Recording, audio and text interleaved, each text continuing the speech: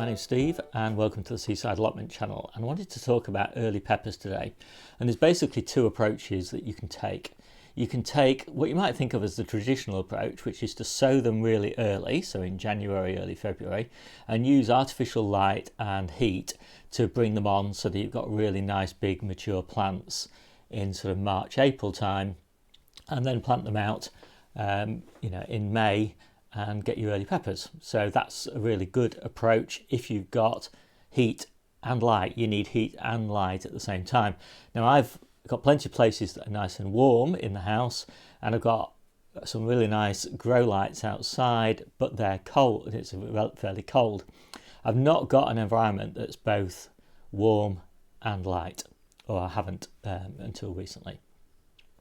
So what I've done is I've sowed my peppers in June and brought them on as young, very healthy, vigorous plants, and left them in the polytunnel until about September time, and then brought them back here into the conservatory, and then eventually I put them in the kitchen, on the kitchen windowsill, basically as house plants.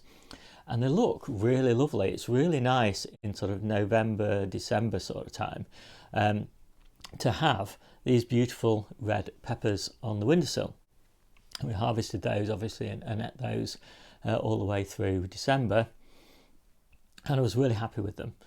Now those same plants stayed on the windowsill in the kitchen, and they started flowering in late February, I think, and they're just coming to the end really of most of their flowers now, and they're just full of peppers. And they're still in small pots of necessity really, because they're on the kitchen windowsill, and eventually they'll go back into probably the greenhouse. And I'll tell you why the greenhouse rather than the polytunnel, and that's because of greenfly. That's the big disadvantage of overwintering, but pretty much anything with tomatoes, peppers. I always find that I get some greenfly at some period. And I've tried various different things. I've tried the SP Invigorator, I've tried neem oil and soap, and eventually I've just had to resort to pyrethrum, because I just can't get rid of the greenfly any other way. They seem incredibly resistant to soap. Now whether it's the time of year, I don't know what it is, but I've sprayed them so many times, and they just brush it off, shake it off basically.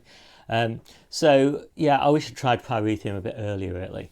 Pyrethrum's an organic insecticide, and there is an issue also with pyrethrum that the more you use it, the less effective it is, because the greenfly that live develop an immunity to it.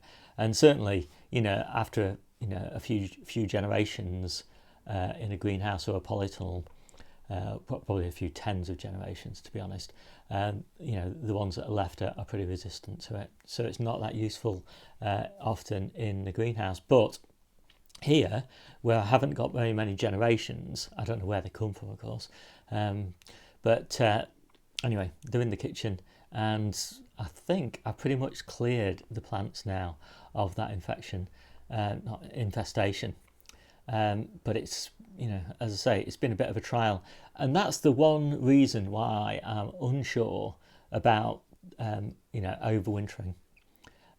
It means that I'm reluctant to put those plants anywhere near my new season seedlings, because I just don't want to spread any infestation. And that's probably why I'll put them in my mini greenhouse, because I don't have anything else really in there in summer, because primarily that mini greenhouse is used for drying the garlic and drying all the onions, and it's basically used all from June all the way through until September, pretty much for that purpose. So what's the other way? So the other way is to start them early under lights. Now I'm lucky now that, as you could probably see behind me, I've got this big growing rack in the conservatory, which I absolutely love, and I've got two grow lights. I've got one that illuminates the top shelf, and I've got one that illuminates the bottom shelf, and those lights were gifted to me. They're quite expensive by Spider Farmer, But it does mean that I've finally got an environment that is very brightly lit and nice and warm. And it doesn't really get below about 55 degrees Fahrenheit in here at night. And of course it's lovely and warm during the day. But it only gets the sun in here for about, well, it depends on time of year, of course, but it's, so let's say 6 hours. And that does stop it dramatically overheating, but it also means that it's hard to get really good quality light for sort of 12 to 14 hours or whatever you're looking for. But with the grow lights, that problem's solved. I tend to switch my grow lights on at about, say, 2 o'clock in the morning, and then switch them off when the sun comes out or reaches the conservatory at about 9 o'clock. So they're getting, a nice extra boost of 7 hours of really good quality, effectively, sunlight. And so I'm really looking forward to seeing what I can do with early peppers next year, and by not having to overwinter them. But I might still overwinter them just because it's so nice to have them in winter, and as well as in spring from the same plants.